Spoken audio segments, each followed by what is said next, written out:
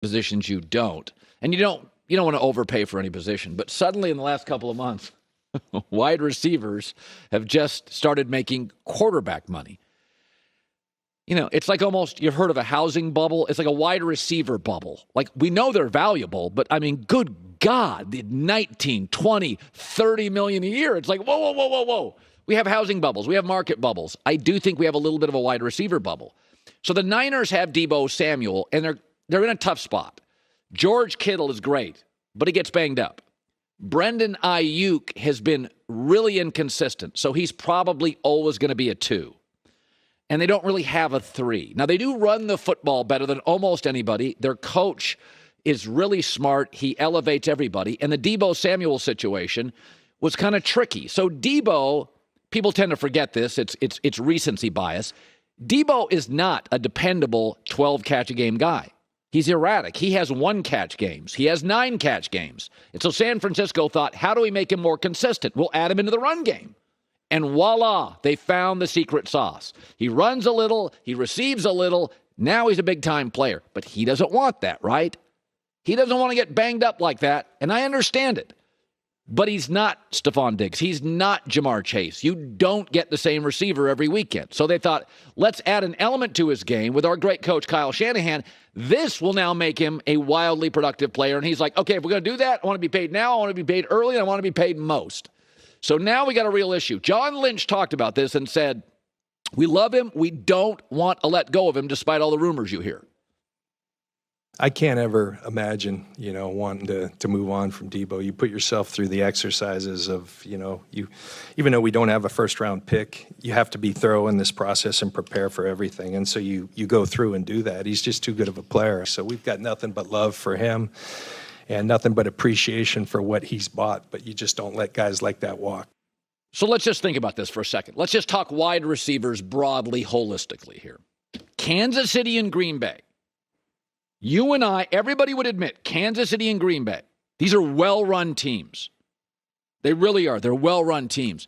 They have said, we can't pay $30 million for a receiver. We can't pay. We're going to let him go. Well-run teams have said, we just can't do it.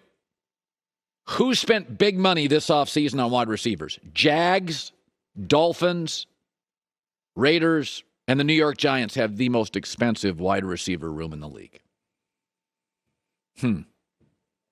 We all get receivers are important, but I'd like to repeat those teams that are spending a fortune.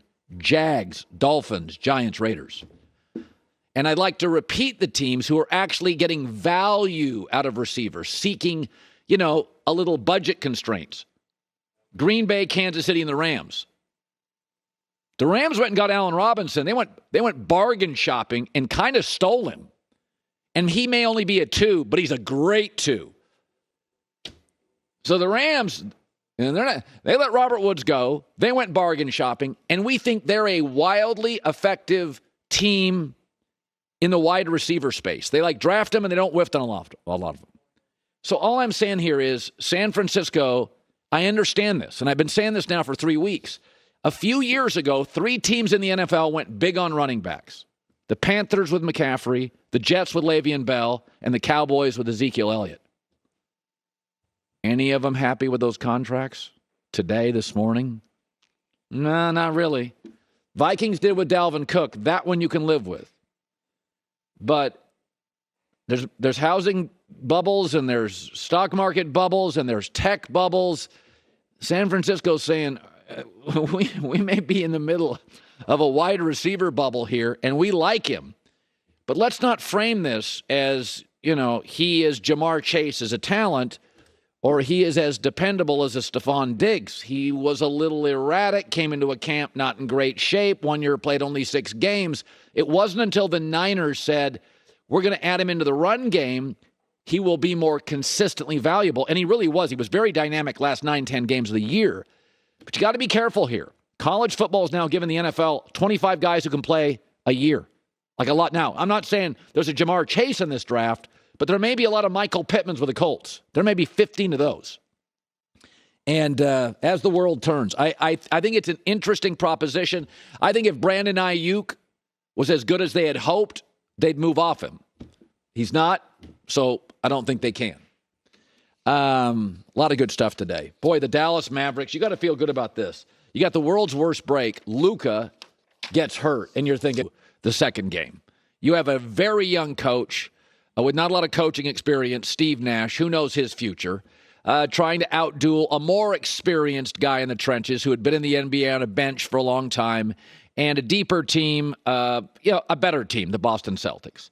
So remember, though, a couple years ago, Kyrie Irving informed us that they would not need a coach, really. It'd be by committee if Kyrie wanted to coach, if KD wanted to coach. This was really what Kyrie believes. He probably still believes it. Now, after last night's loss, he also believes he could be not only co-coach, but co-general manager. Here's what he had to say.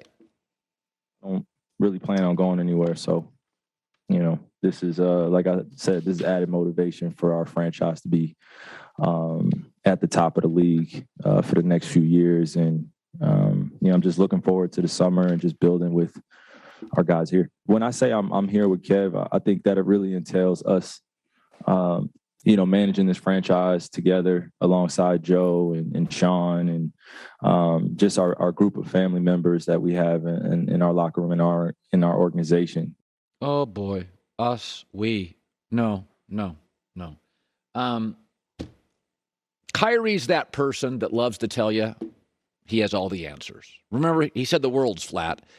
Magellan actually proved it wasn't, but if you want to sail around the world to disprove Magellan, go for it. You'll have plenty of time now. You're out in the first round. He also told us the vaccination, how it affects all of us. I tend to lean on Ivy League and Stanford epidemiologists, but what do I know? He can coach, and now he can general manager. Yeah, okay, yeah. This type of guy is all over the internet. He's almost always anonymous, and he's always a loser. Tells you how much he knows about the world. Way out of his territory, his confines. Again, I'm not a shut up and dribble guy. I am a be great at what you're great at. That's awesome. Bill Belichick, stop drafting. Let the scouts do it. I'll say what I said yesterday. KD has to go to the owner and the front office and say, get Kyrie out of here. Get him out of here. Now there's another story that the Ben Simmons saga, now it's back to being a mental health saga. Okay. First it was injuries and mental health. Then it was back to injuries and back soreness. Now it's mental health. The agent and the player, wherever the wind blows.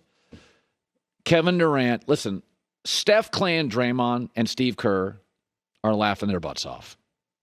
They're saying, we told you not to leave. We told you it was a good thing here. And Kevin Durant struggled with that. Draymond confronted him. You remember the video. Hey, we won before you were here. Okay, we'll win when you're gone. Yeah, they're right, and KD's wrong.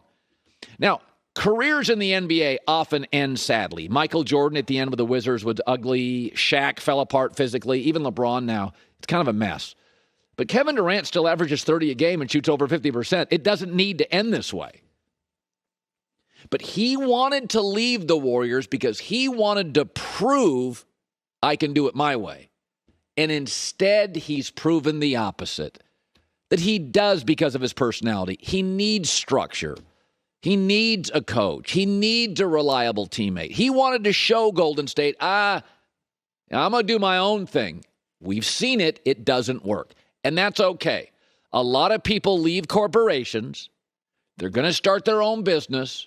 Many succeed. They become an Elon Musk, a Mark Cuban, and then many don't. And then they come back to the corporation and make a great living and are great employees, but they're not really basically do it on your own Mavericks. It's not their personality. KD needs structure.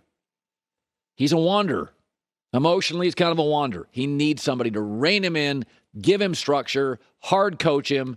He needs teammates that are reliable. Because deep down, Kevin Durant's very reliable. He loves basketball and likes to wander, but he likes to win. He plays real defense. He's accountable, and he's committed. And right now, you got two guys in Ben Simmons and Kyrie Irving that just aren't. And his career is ending sadly, but unlike MJ, he's not washed. Unlike Shaq, he's not fallen apart.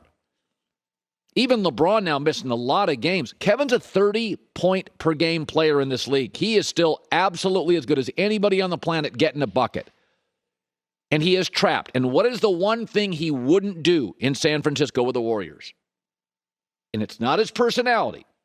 He would not confront Draymond Green, and it blew up his career. He's not going to confront Kyrie. It's not who he is. Got to go upstairs. You got to ask the owner. You got to ask the boss. Get him out of here. Because otherwise, they're already laughing at you at Golden State. Everybody else is going to be too. The only way to turn this thing around is do what you're uncomfortable doing, confrontation. Otherwise, it is a sad, sad ending for a remarkably committed basketball icon. All right, so we're getting real close to the draft. And it has been a really interesting last 3 or 4 months in the NFL.